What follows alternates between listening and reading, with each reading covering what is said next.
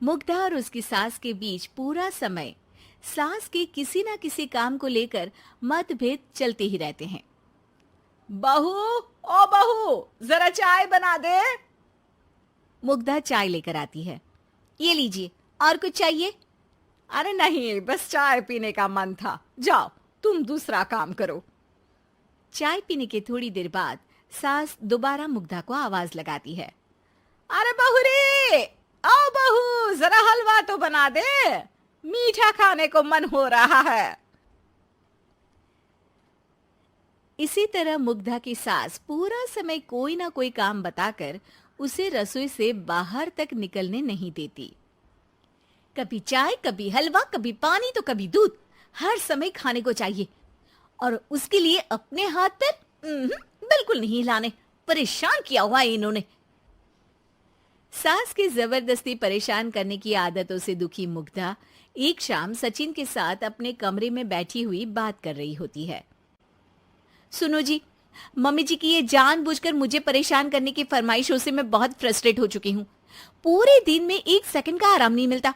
रसोई से बाहर कदम रखती नहीं कि बहू ये बना दे, बहुरी वो बना दे। अरे इनकी फरमाइशें चलती ही रहती है। अरे मुग्धा, माँ खाने की शौकीन है, पर उम्र हो चली है, खुद खाना नहीं बना सकती, इसलिए तुमसे बोलती है। अरे तो शौक भी उम्र देख कर रखने चाहिए ना। समझ में नहीं आता, हर समय फेविकॉल का जोड़ लगाए सोफे से चिपकी बैठी रहती है। इतना सब डाइजेस्ट कैसे हो जाता है उन्हें? अरे तुम मेरी माँ से इतनी नफरत कैसे कर सकती हो? मैं उनसे नफरत नहीं करती जी, बस परेशान हूँ।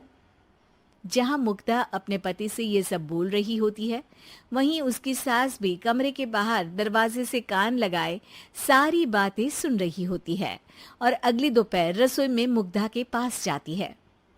बहू, आज ना मेरा कुछ मसालेदार खाने का मन है। तो चाय बना दूं? मुझे बहुत पसंद है। अरे ना, ऐसा कर लिट्टी चोखा बना ले। और हाँ, जितना मसाला बातों में मिलाकर पति को सुनाती हो ना, सब्जी में भी वैसे ही डाला करो, खाना स्वादिष्ट बनेगा। सास की बात सुनकर मुग्धा हैरान रह जाती है। मतलब अब पूरा समय मुझ पर हुक्म चलाने के साथ बंद कमरे में हुई पति पत्नी की बीच की बातें भी सुनती है? अरे बात जब मेरी थी तो सुनने में क्या दिक्कत है? ये कहकर सास वहां से चली जाती है। अरे अब तो हद पार हो गई, इस तरह से तो ये मेरा जीना मुश्किल कर देंगी। मुग्धा सास की हरकतों से परेशान उसका हल सोचने लगती है और इसी तरह कुछ दिन बीत जाते हैं, जिसमें सास का जन्मदिन आता है। मुग्धा बहुत खुशी के साथ अपनी सास को एंड्रॉइड मोबाइल गिफ्ट करती है। मम्मी, आपको सबसे बात करने के लिए बहुत दिक्कत होती है ना? कभी सचिन तो कभी मुझे बोलना पड़ता है, पर इस मोबाइल से आपको कोई दिक्कत नहीं होगी। एक जगह बैठे बैठे बहुत कुछ कर सकती हैं अब आप। मोबाइल देख सासू माँ खुश हो जाती है, पर उसे इस्तेमाल करना तो आता नहीं, इसलिए साइड में रख देती है।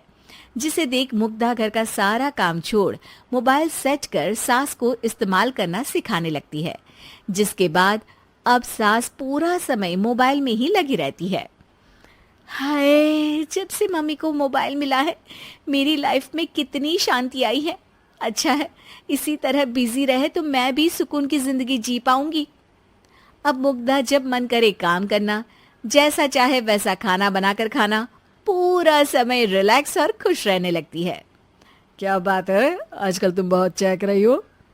अरे मम्मी जी से छुटकारा जो मिला है, अब ना फरमाइशें ना छुप छुप कर बातें सुनना। अच्छा, तो मोबाइल गिफ्ट करने की ये स्कीम थी। इसी तरह दिन बीतते हैं और अब मोबाइल पर लगी सास फरमाइशों की जगह सवालों के लिए बहू को आवाजें लगाना शुरू कर देती है। अरे बहू सुन तो, देख जरा किसी का फोन क्यों नहीं मिल रहा? रिचार्ज खत्म हो गया है, पर अभी 4 दिन पहले ही तो मैंने किया था, इतनी जल्दी कैसे खत्म हो गया? अरे मैंने कल तेरी कनाडा वाली मौसी सास से 3 घंटे बात की थी ना। क्या? इतना महंगा तो मोबाइल भी नहीं आया जितना महंगा इसका रिचार्ज पड़